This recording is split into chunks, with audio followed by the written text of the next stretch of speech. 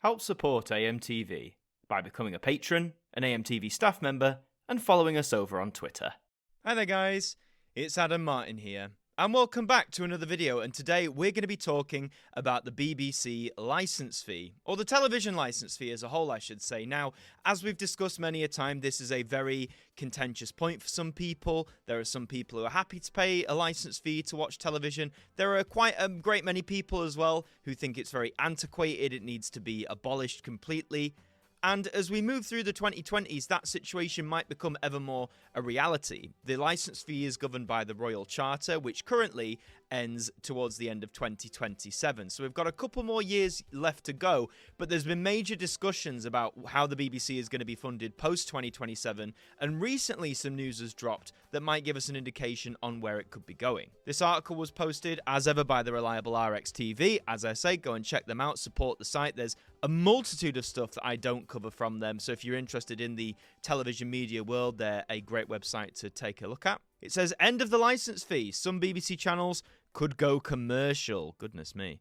The UK government launches review into how the BBC will be funded after 2027. Options on the table include the BBC operating more commercial services, licence fee not seen as fit for purpose in a changing media environment, concerns about the BBC World Service and UK minority language services, and expert panel has been assembled to provide independent advice. So a panel has been formed to basically collate all this information together to determine how the BBC could be funded and what things could potentially be at risk. The Department for Culture, Media and Sport is leading a government review into how the BBC should be funded once the current licence fee settlement ends in 3 years' time. The licence fee is increasingly not seen as being fit for purpose in the current media landscape, which has seen audiences switch to online platforms and consume news and entertainment in different ways. Now, the switch to online platforms, that's no secret really, is it? We've discussed that numerous times. We know that that's happening. We know that that's a thing that's happening. So I suppose the immediate question is, how can the BBC adapt, or moreover the licence fee adapt? Says future BBC funding models could allow the BBC to provide more services on a fully commercial basis,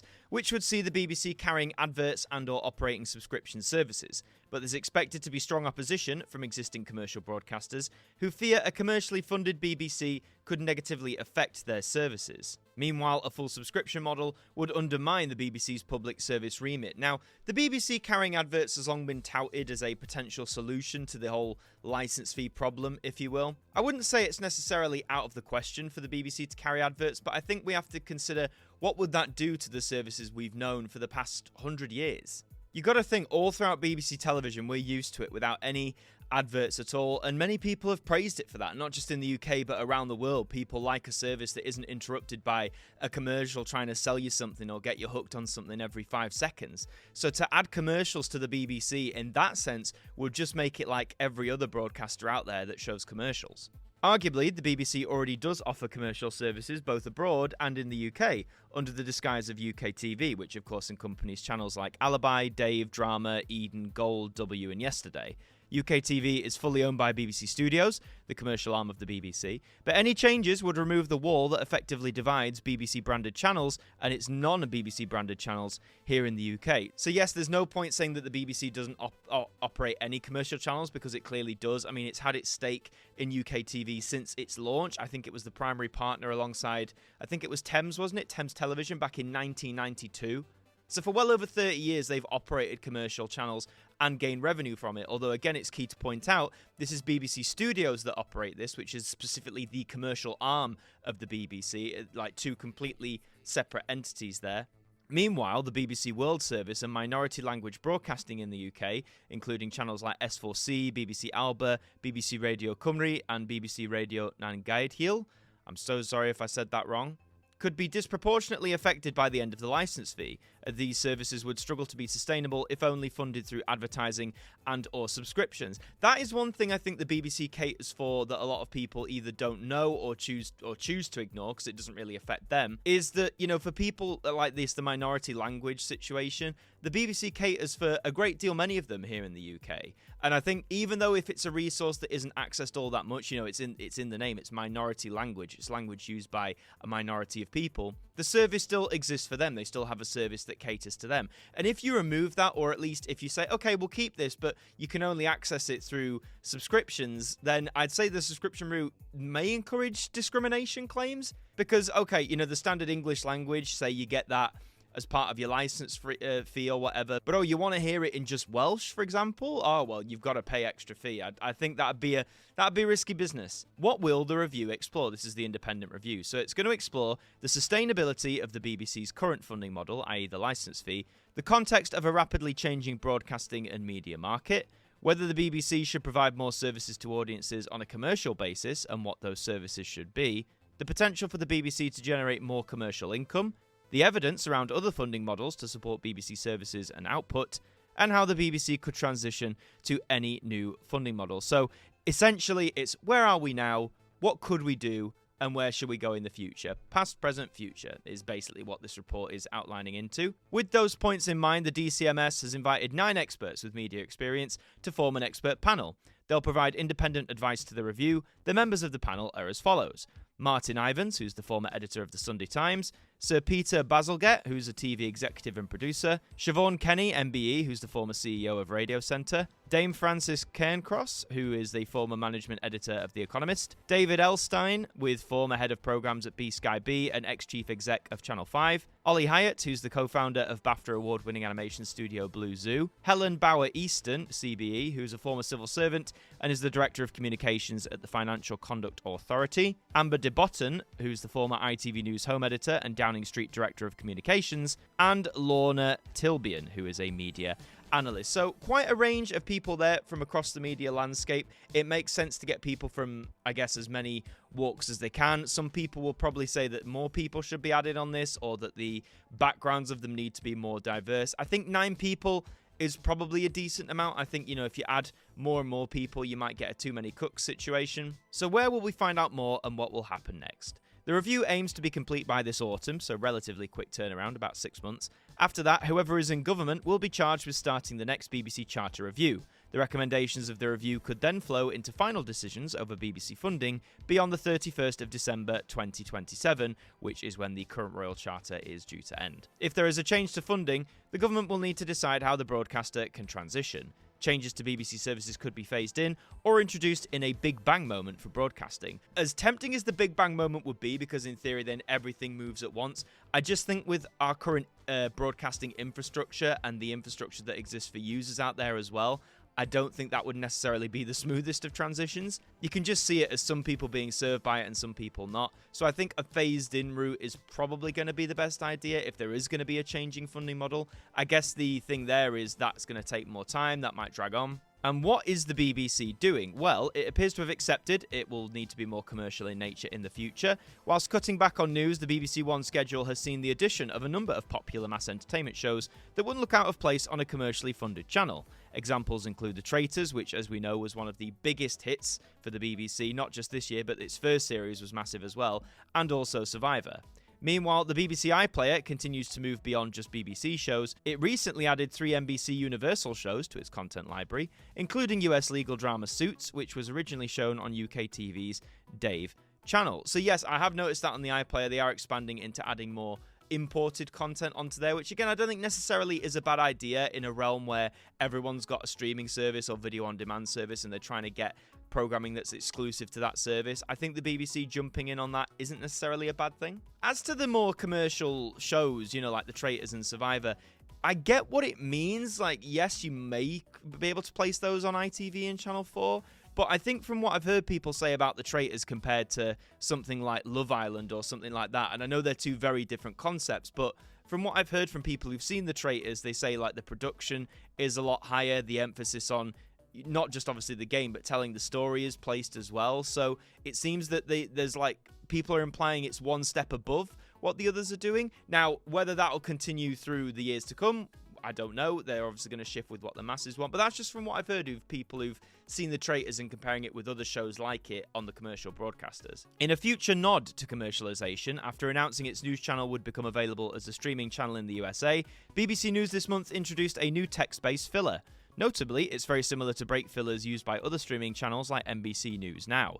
when the break filler goes on air, personalised and non-personalised adverts can be inserted into the stream. As each individual viewer may see adverts of a different duration, viewers can be sent back to the break filler without crashing into an ongoing report or trailer. It's a sign of what could come to UK viewers in the future. Sure, if that's an adaptation of what's happening in the US, there's every chance that that could bleed over here into the UK. It wouldn't be the first time something from US television has bled over. Through its involvement in the development of next-generation TV platform Freely, the BBC will be in a better position to throw a paywall around some or all of its content. Freely will drive the UK switch to online TV, and the BBC's online streams require users to have a BBC account to access them. Yes, whilst the BBC does have its hand in Freely, claiming they've got a better position to throw a paywall, I'm not so sure. I guess they mean when Freely launches, it's a new service, and the BBC might say, well, for our new service, some of this content is behind a paywall that you will have to shell out for. But I think that undermines the whole Freely brand and what they're going for. Considering the word free is part of your brand, as we've discussed, it ain't exactly free. I mean, Freeview's the same, the whole service in itself isn't free. Like with Freely, you need an internet connection. Internet's not free, especially strong streaming broadband internet. That's particularly not free. That's quite expensive. But what happens to the public service content? There are concerns about what happens to its core public service remit. That includes doing things that broadcasters have shied away from due to commercial reasons. Additionally, the BBC has traditionally been asked to provide services for older and vulnerable audiences, providing services that may not be as attractive to advertisers. And that is true. Part of a remit of a public service broadcaster is to try and cater, at least in the BBC's case, to anyone and everyone. That does include the elderly, the more vulnerable and stuff like that. And they do produce content across their variety of services, not just the TV, but the radio as well, that cater to audiences. You're not going to see this on other channels. Programming that is only going to be on the BBC for those audiences. But I guess sort of like with the minority language angle, if those services are already quite niche, the change in funding, the subscription thing, that might lock out particularly, say, older people who are just living on pension, for example. It might lock out vulnerable people. There's already the controversy with the license fee for the over 75s. For a while, that was provided free to them. That was serviced by the government. And then the government shafted that onto the BBC. The BBC couldn't afford it in the long term, so they scrapped it. And naturally, there was backlash. But just remember, it was the government who sort of shelled it off onto the BBC. We'll talk more about the pricing of the current license fee and all that in just a sec, but just to close off the article, it says, as a result, some have called for a hybrid solution. For example, former BBC producer John Muir this week suggested in The Times that a reduced rate license fee to cover core news, local and regional content and documentaries with other content behind a paywall. And it does leave a link to his article in The Times. It is behind, you've got to make an account, sign up for 3 months. So if you want to read John's article in full there. But again, you will have to sign up and potentially pay for it if you let it lag. But just let's go off that basis. A reduced rate license fee that covers core news, local and regional content and documentaries with other content behind a paywall. So I'm just saying it as an example. The current license fee is around £160. By the time you might see this, if it's after the 1st of April, it'll have gone up to nearly £170. So say, for example, you say, right, a reduced license fee, it's 50 quid. 50 quid for a year. And with that 50 quid, you get legal access to core news, local and regional content, and the documentaries that we put out on our range of services. However, you want to watch EastEnders, you want to watch the dramas we create, all that sort of stuff, well, that's going to be an extra, $10.99 a month or something like that. These are all hypothetical numbers, but I believe this is the basis of what John is getting at here. I think on paper, you could argue there's some merit to it, by saying a lot of people that I've chatted with, I say, what do you use the BBC for? A lot of people do say news. A lot of people do credit the BBC's documentaries, particularly like the nature stuff with David Attenborough, like Your Planet Earth and all that. People love that sort of stuff. So I think locking other stuff behind a paywall isn't a bad idea in principle, but I think the only problem is, like any paid subscription service, if people aren't bothered, if they aren't interested, they aren't going to pay for it. And I think that's going to result in potentially a huge shock to the BBC's income financially. I mean, talking about a subscription model in general, whether you go for a full-on subscription, partial subscription, whatever it is, the BBC, even though license fee accounts, they're dropping, less people are paying for a TV license, they're still used to a certain amount of income coming in from the license fee.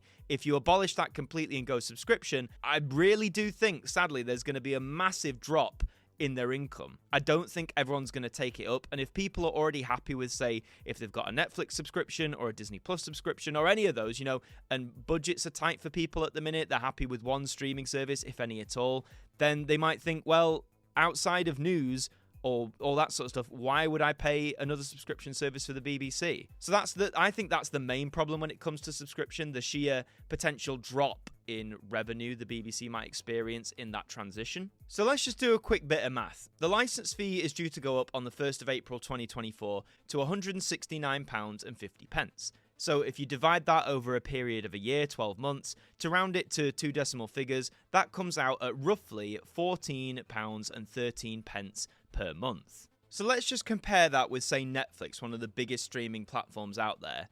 So a standard plan with adverts, mind you, costs around £4.99 a month, so £5. So that is pretty much nearly £10 cheaper than the license fee per month, but bear in mind you are getting Netflix with advertisements. A standard membership, regular one, is £10.99 a month, and you can add extra member slots, so I guess extra profiles where they have to have their own account and password. This is to, block password sharing. That can be added for an extra £5. So let's say you have one account, that's £11 per month, so still cheaper than the license fee per month. Obviously, no adverts this time. And then the premium membership is £17.99 a month. I'm honestly not quite sure what you get with premium. Let's have a look. So you get unlimited advert-free movies, TV shows. Yes, we know that. You can watch 4 devices instead of 2, watching Ultra HD instead of Full HD. You can download on 6 supported devices instead of 2. You can add 2 extra members who don't live with you instead of 1. And it also includes spatial audio. Okay, so a few more features there, more expensive than the license fee, but I think a lot of people go for the standard membership, the £10.99 one a month. So that is cheaper than the license fee per month on its surface. But then you've also got to think, Netflix is just Netflix. You're getting that one service. With the BBC, you're getting TV-wise, you're getting BBC's 1, 2, 3, 4. You're getting all of the radio, because yes, radio is very much included in that, lest we forget. And I think a lot of people still listen to the radio. The BBC radio services are included. Pretty much most things with the BBC name on it that exist in TV and radio are covered by the license fee. So, in a nutshell, things are going to change for the BBC rapidly. It's looking increasingly more likely, though we don't have direct confirmation, but all the signs are pointing to the fact that the license fee probably isn't going to survive post-2027. And I've always said, people say, oh, you're a BBC defender, you purport the license fee. I have said in multiple videos that in regards to the license fee, I think it's antiquated. I think it's very much a product of its time, the last century, no less, and has been a bit of an outdated funding model for several decades now. So I'm all in favour of change, but I think it needs to be the right kind of change that isn't going to shock the BBC too much financially all at once, and that works for most consumers. Particularly with the public service aspect, because, the BBC, as this article mentions, caters for people, like minority languages, the elderly, the vulnerable. It caters for a lot of communities, a lot of groups of people that the other broadcasters don't, either because they aren't public service broadcasters or because they choose not to for commercial reasons. It's all back to money at the end of the day. So the BBC's transition won't happen for a few more years. We'll have to wait and see what comes of it then. But what do you think about this? Do you think the BBC should go to a full-on subscription model like Netflix and all its competitors? Or do you think it should be a hybrid, as John Muir suggests, like sort of a reduced license fee and then with a potential paywall for other stuff?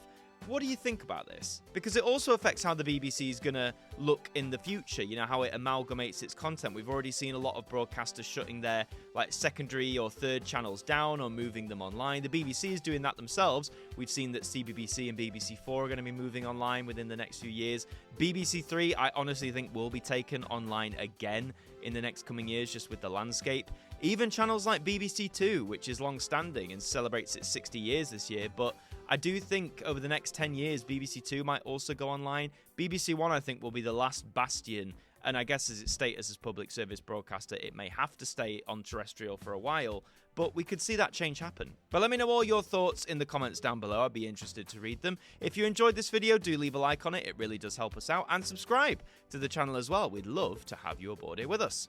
In the meantime, I've been Adam Martyn from AMTV. Thank you for joining me, and I'll see you next time. Thank you to our patrons for helping to support the show, and a special thank you to Macra, Ethan Carberry-Holt, Bruce Danton, Globe of Reviews, Derek Chambers, Shaun Knock, Daud Khan, Liam De-Maine, Trev Hughes, Ajmac 200017, Dec KP 20, Simon Harrisson, Evan Hart 38, and Jen are AMTV staff members.